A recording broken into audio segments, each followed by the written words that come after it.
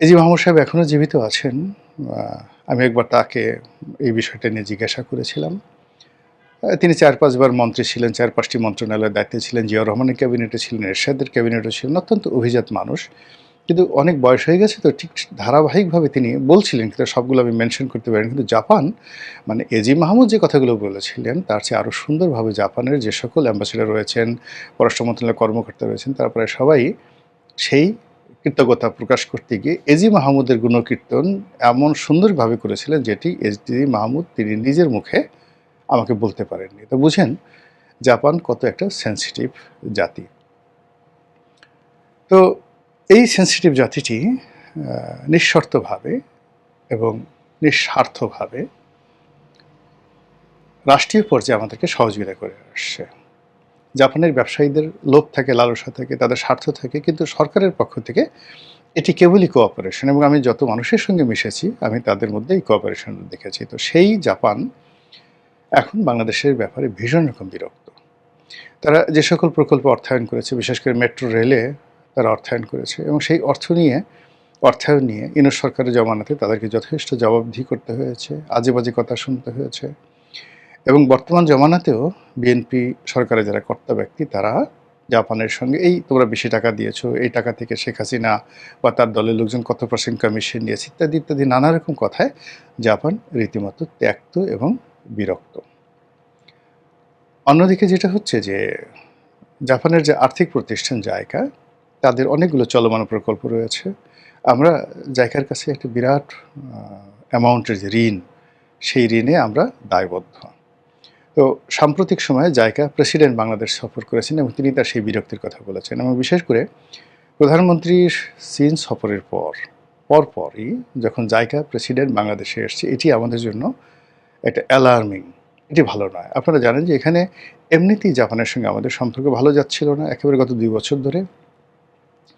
তার উপর আবার চীনের সঙ্গে যে সরকারের মাখামাখি, এখানে জাপান আমেরিকার যে একটা ইকোনমিক ফোরাম আছে, এবং জাপান মূলত যে কোঅপারেশনগুলো বাংলাদেশে করছে, আলটিমেটলি এটা কিন্তু একটা ওয়াশিংটন ডিসির বা পেন্টাগনের একটা গ্রিন সিগন্যাল থাকে। তো সেই জায়গাতে সম্ভবত আতে ঘা লেগেছে। সম্মানের দিকে, মর্যাদার দিকে, অনেস্টির দিকে এবং সরকারের আচরণ, এবং একই সঙ্গে কূটনৈতিকভাবে চীনের সঙ্গে সরকারের মাখামাখি, দহরম-মহরম, এতে করে জাপান খুব ইনসাল্ট ফিল করছে। আপনারা জানেন যে জাপানের সঙ্গে দুটো রাষ্ট্রের ঐতিহাসিক বিরোধ রয়েছে। ১ নম্বর বিরোধ হলো কোরিয়ার সঙ্গে, উত্তর কোরিয়ার সঙ্গে। তো উত্তর কোরিয়ার দ্বারা জাপান ক্ষতিগ্রস্ত হয়েছে, জাপান দ্বারা কোরিয়া মানে উত্তর কোরিয়া এবং দক্ষিণ কোরিয়া দ্বিতীয় বিশ্বযুদ্ধের সময় মারাত্মকভাবে ক্ষতিগ্রস্ত হয়েছে। আবার চীনের মাঞ্চুরিয়া দখল করে নিয়েছিল জাপান দ্বিতীয় বিশ্বযুদ্ধের সময়, এবং সেখানে মাঞ্চুরিয়াতে জাপানি বাহিনী যে নির্মমতা প্রদর্শন করেছিল, ইতিহাসের বর্তম মাঞ্চুরিয়া যে হত্যাকাণ্ডকে বলা হয় মাঞ্চুরিয়া ম্যাসাকার, বাগদাদ ম্যাসাকার যেমন হালাকু খান করেছিল, ঠিক ওইরকম পর্যায়ের একটা ম্যাসাকার তারা মাঞ্চুরিয়াতে করেছিল। এই কারণে চীনা জাতি জাপানকে প্রচণ্ডভাবে ঘৃণা করে। পুরো চীনের ওই মাঞ্চুরিয়া থেকে শুরু করে, মানে আপনি চীনের এমন কোনো জায়গা পাবেন না, মহাচীনের মহাপ্রাচীরের যে কোনো প্রত্যন্ত অঞ্চলে যান, জাপানের নাম শুনলে তারা রেগে মেগে অস্থির, এবং আপনার সঙ্গে কোনো ব্যবসাই করবে না। এমনকি জাপান চীনে প্রচুর বিনিয়োগ করেছে। শেনজেনের ওদের বেশ কয়েকটি ইন্ডাস্ট্রিতে আমি গিয়েছি, জাপানি ইন্ডাস্ট্রিতে।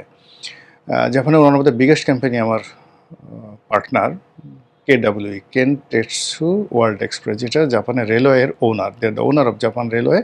ওদের যেটা নর্দার্ন জোন আছে সেটার মালিক। ওই যে শেরাটন, মানে জাপানের যত শেরাটন হোটেলগুলো আছে ওটা ওই কেডব্লিউই গ্রুপের মালিক, এবং তারা যে শিপিং ফ্রেট ফরওয়ার্ডিং, ওটা আমি প্রায় 10 বছর তাদের সঙ্গে তাদের এজেন্ট রূপে বাংলাদেশে কাজ করেছি।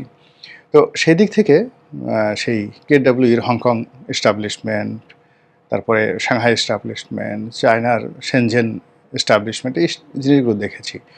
তো অনেক বড় বিগ ইনভেস্টমেন্ট, কিন্তু কোনো অবস্থাতেই চাইনিজরা জাপানকে পছন্দ করছে না।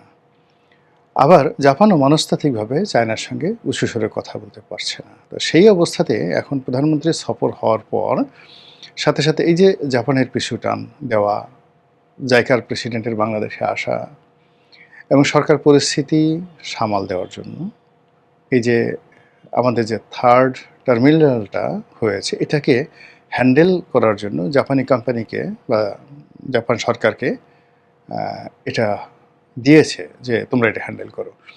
কিন্তু তাতে করে জাপানের সেই অভিমান হয়তো ভাঙছে না বা ভাঙবে না।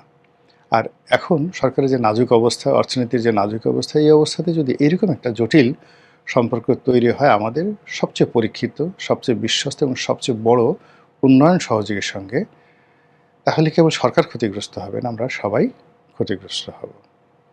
মহান আল্লাহ আমাদের সবাইকে হেদায়েত দান করুন, হেফাজত করুন। আসসালামু আলাইকুম ওয়া রাহমাতুল্লাহি ওয়া বারাকাতুহু।